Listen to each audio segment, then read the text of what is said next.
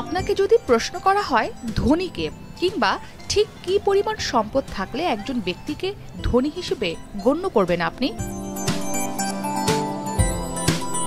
এমন প্রশ্নের উত্তর হয়তো একটাই আসবে, যার পর্যাপ্ত অর্থবিত্ত আছে, যার জীবনে অভাবের কালো ছায়া নেই, সেই তো ধনী। কিন্তু সত্যিই কি তাই? অর্থ থাকলেই কি আপনি ধনী হিসেবে বিবেচিত? ধনীর সংজ্ঞাটা দেশ, কাল ও সংস্কৃতি ভেদে একটু ভিন্ন। এই যেমন যুক্তরাষ্ট্রের কথাই ধরুন, মার্কিনরা মনে করেন যে ব্যক্তির সম্পদের পরিমাণ ন্যূনতম $25 লাখ তিনিই ধনী। সম্প্রতি মার্কিন বহুজাতিক আর্থিক সংস্থা চার্লস শোয়াবের ৮ম বার্ষিক আধুনিক সম্পদ জরিপে ঠিক এমনই তথ্য পাওয়া গেছে। এর আগে ২০২৩ সালের জরিপে অংশ নিয়ে অধিকাংশরা জানান $২২ লাখ বা এই সমমূল্যের সম্পদ রয়েছে যার, সেই ধনী। তবে ২০২৩ সালের বিবেচ্য সম্পদের চেয়ে প্রায় ১২% সম্পদের পরিমাণ বাড়িয়ে $২৫ লাখ সম্পদের কথা বলছেন এবারের জরিপে অংশগ্রহণকারীরা। তবে গতবারের তুলনায় এবারের সম্পদের পরিমাণ বেশির কারণ হিসেবে চলমান বৈশ্বিক মূল্যস্ফীতি, উচ্চ সুদহার সহ অর্থনৈতিক নানা উত্থান পতনকেই দায়ী করেছে চার্লস শোয়াব।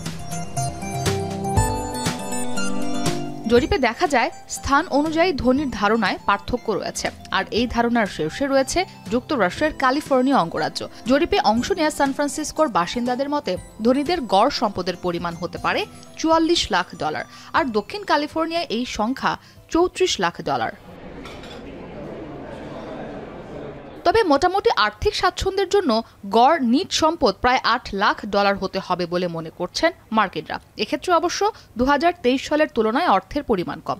গত বছরের জরিপে সচ্ছল জীবনযাপনের জন্য $১০ লাখ যথেষ্ট বলেই মনে করতেন তারা। ২০২১ সালের জরিপে যা ছিল $৬,২৪,০০০।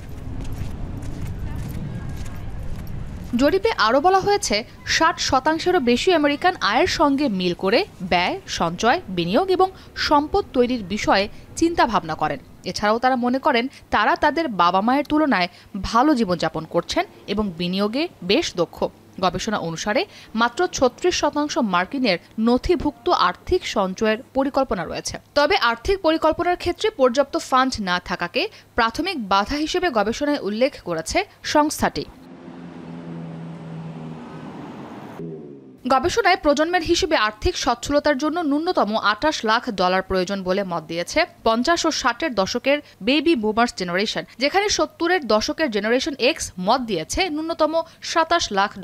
এদিকে ৮০ ও ৯০ দশকের মিলেনিয়ালস জেনারেশনের মতে $২২ লাখ সচ্ছলতার ন্যূনতম অর্থ। তবে এক্ষেত্রে একদম ভিন্ন জেনারেশন জি বা জেনজি। তুলনামূলক মাত্র $১২ লাখ থাকাকেই আর্থিক সচ্ছলতার সর্বনিম্ন পারদ বলে মনে করছে এই প্রজন্ম। ইসরাত মুক্তি, এখন বিশ্ব। ২৫০টিরও বেশি ডিজাইন অপশন নিয়ে ওয়ালটন স্মার্ট ফ্রিজ, বোঝে আপনার প্রয়োজন।